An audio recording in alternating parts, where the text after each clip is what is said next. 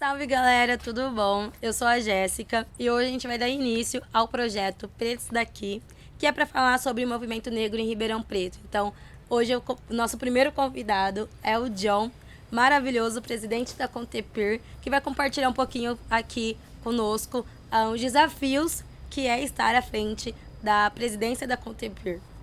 Vai lá, John.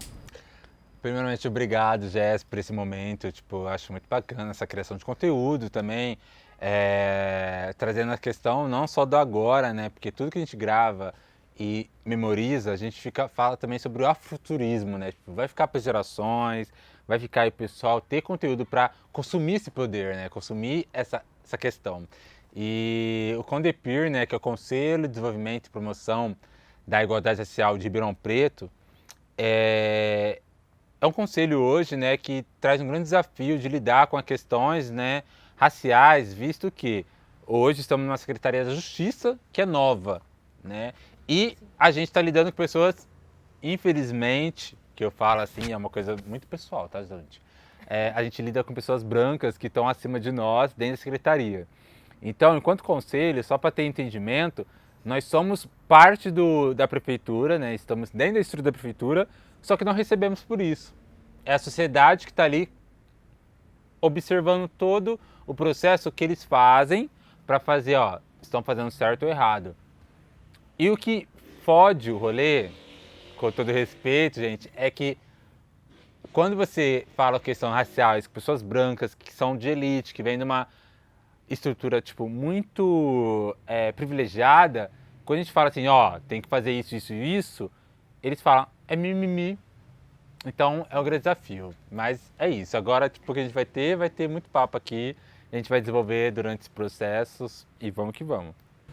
Exatamente. E antes de qualquer coisa, antes da gente entrar de cabeça aqui, porque eu já dei uma introdução muito boa de como que é problemático e polêmico ter um conselho municipal do negro dentro de uma prefeitura, dentro da cidade, a gente precisa conhecer você, porque ele não é só presidente da comissão, do conselho, né? Ele é muito mais do que isso, então eu queria que ele compartilhasse um pouquinho da trajetória dele.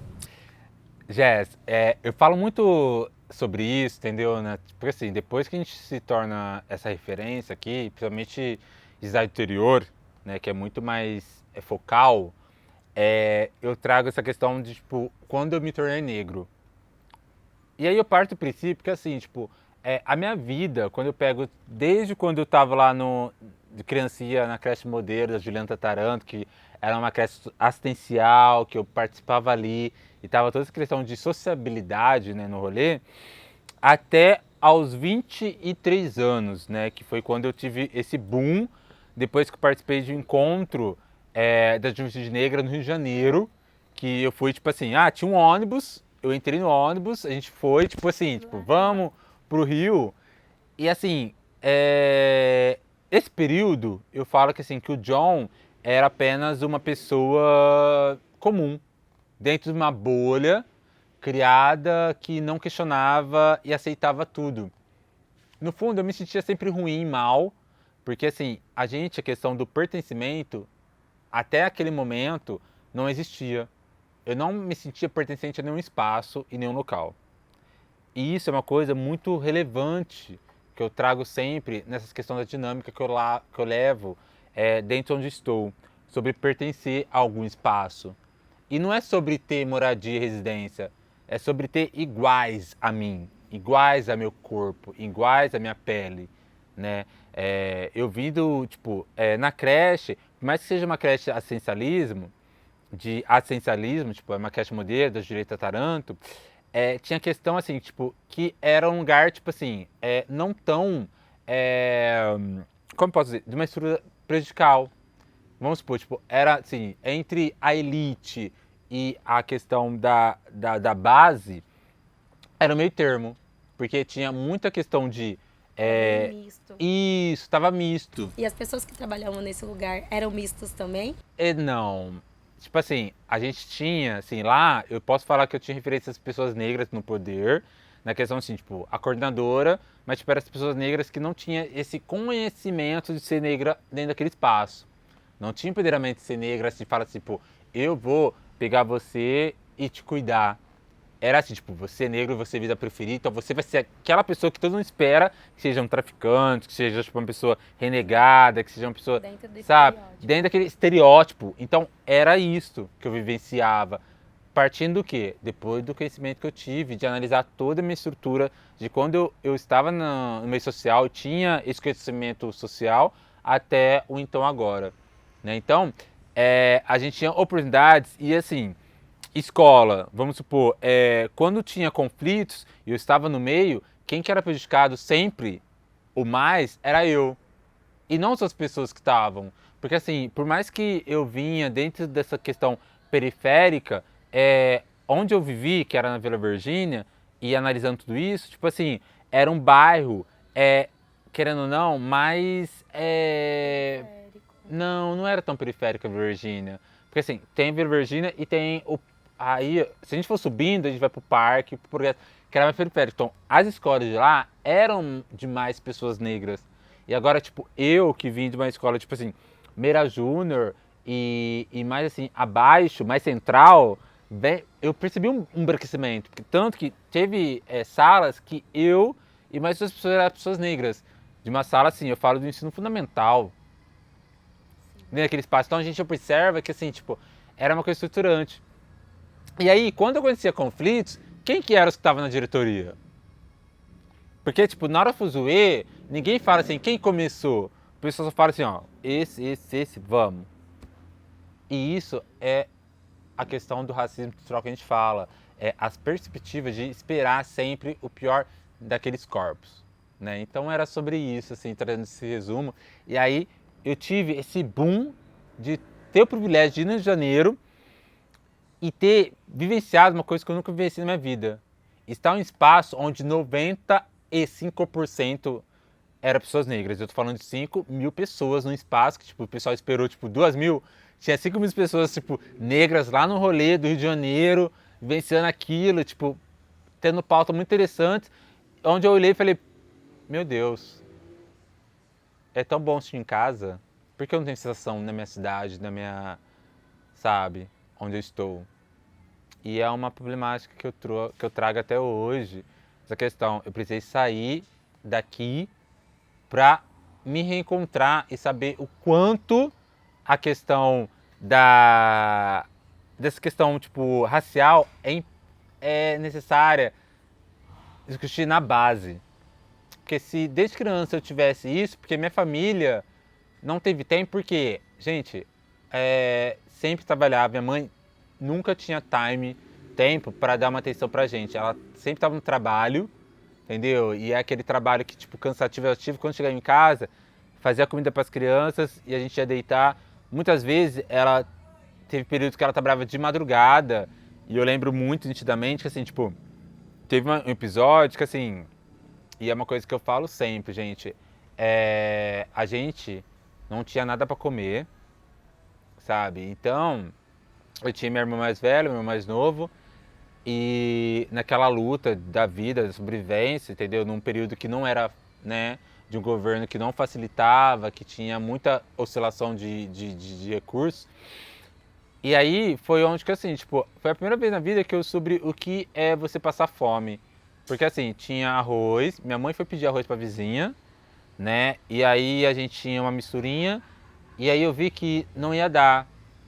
E eu deixei de comer naquela noite, entendeu? Pra dar pros meus irmãos. Meus irmãos comeram tranquilo, porque minha irmã era mais velha, então já trabalhava, e meu irmão era mais novo, então, tipo, eu era do meio e tive essa questão. Aí eu pensei, tipo, poxa, eu vou ficar na minha, não vou comer. E aí, tipo, eles comeram, entendeu? Minha mãe também, eu fiz a comida pra minha mãe e tudo mais. E aí todo mundo foi se alimentar, e foi a primeira vez que eu falei, tipo, gente, a dor da fome me criou e me fez tornar outra pessoa. Sabe? Porque assim, tipo, eu senti a dor.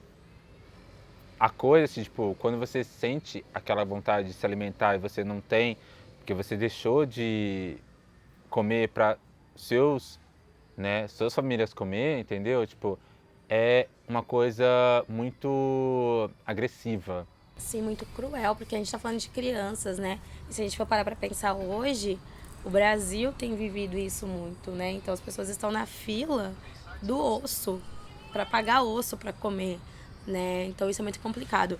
E com essa bagagem que você teve, com esse momento que você teve na tua vida, você acabou alcançando outros espaços. Então você acredita que você ter ido para o Rio de Janeiro, ter vivenciado essa experiência de conviver com pessoas pretas, voltar para Ribeirão Preto, é algo que te motiva dentro do movimento negro? Porque você não está só dentro do Conterpir, né? Você está presente no movimento negro, numa cidade do interior de São Paulo que é muito conservadora. Você acredita que essa sua experiência de vida dolorida e esse momento que você está à frente do Conterpir, ele é importante, né, para o seu movimento antirracista, porque você tem de propósito para a vida? Jéssica, assim, na questão da adolescência, desse período antes do Rio de Janeiro, essa questão racial nunca foi pautada em nenhum momento na questão da escola, que era o único espaço que eu tive de coletividade, entendeu? Então, assim, tipo, ali não se discutia sobre a questão racial. Então, eu não tive empoderamento nisso. Eu tive do Rio de Janeiro. E após esse primeiro momento que eu tive esse contato, quando eu voltei para Ribeirão, a primeira coisa que a gente fez foi falar, tipo, não, a juventude tem que discutir. E aí foi onde que a gente reuniu a juventude, criou e realizou o primeiro encontro de juventude negra periférica de Ribeirão Preto. E foi nesse momento que saiu a Rojunê também, que foi Rolê de Juventude Negra Periférica, e a Festa Fronte. Porque o que acontece, gente, e uma coisa que eu falo sempre, você não consegue fazer a mobilização real e efetiva sem recurso. E ao invés de a gente falar, ai, prefeitura, arará, eu falei assim, não, gente, a gente pode fazer uma festa e a própria sociedade nossa, preta, dá o subsídio pra gente fazer coisas pra nós. A primeira festa da Rojunê, que do nada eu falei, gente, afronte, que a gente tá afrontando todo o sistema. A primeira festa a gente conseguiu colocar 90% de pessoas negras dentro do espaço, que cabia 300 pessoas e tinha 300 pessoas lá. E foi a primeira vez em Ribeirão Preto que teve um evento desse nível e com essa quantidade de pessoas negras dentro do espaço. Que a gente conseguiu subsídio para fazer o primeiro encontro. E depois desse primeiro encontro, gente, a gente continuou fazendo evento sempre na questão assim, só tem a festa fronte, quando se tem um objetivo específico. E nunca para virar uma coisa tipo oba-oba e acarrear recursos para não ter um fundamento específico. Porque a gente perde a luta, entendeu? E essa questão muito crítica. E o pessoal me criticou porque assim, o pessoal viu a potencialidade da festa e queria fazer todo final de semana para carregar fundos e aí virar uma forma. Mas tipo assim, ela surgiu tipo de uma coisa, de um propósito muito maior que nós. E é uma coisa que eu sempre monitorei. E baseando toda a minha história, essa história, depois que eu tive conhecimento que tipo a questão é política, gente. Porque assim, a fome é política. E a gente tem que falar sempre isso. A fome é política. Porque todo mundo que está lá em cima está se alimentando bem. A base que depende desse povo, que define o que é os preços do alimento, toda essa questão, não está nem aí. Porque eles estão se alimentando igual nós, não podemos tornar a fome uma coisa comum. Exatamente. E a gente sabe que a fome está associada às pessoas pretas. Então, ser preto no Brasil, além de ser político, também é resistência. Então, como que a gente vai combater? Então, a gente combate isso de forma política. E é por isso que o Conterpir é tão importante para a gente ir de combate e de afronte contra essas mazelas que atingem a população negra aqui do interior de São Paulo. E eu queria agradecer você por ter trazido toda a sua experiência, né? E dar força para que as pessoas possam conhecer. Eu acredito que esse projeto é exatamente isso, para mostrar que pessoas pretas em Ribeirão Preto estão fazendo alguma coisa. E nem sempre a gente tem o lugar ou a visibilidade e às vezes a gente não sabe. Então, esse projeto é para poder divulgar mesmo essas pessoas que estão trabalhando, para que a gente possa fortalecer e, de fato, fazer diferença aqui nessa cidade, né? Sim, e aí, só para dar essa concluída, né, Jé? O Conterpir, eu me entendo assim, porque eu não sou uma pessoa que nasceu nessa questão, tipo, eu não sou partidário. Porque assim, enquanto nós negros, eu percebi que assim, tipo, por mais que tem partidos que estão junto com a gente, não nos colocam como protagonismo. E aí a gente fica à mercê. E aí o Condepir, o conselho, foi um viés para mim falar, tipo assim, ó, eu estou ali dentro da política, batalhando por uma questão de espaço e cobrando, né, sobre leis e efetividades. Porque assim, gente, enquanto nós negros não tiverem leis que nos garantem a proteção, a gente vai estar à mercê desse espaço branco que foi criado e está enraizado no Brasil.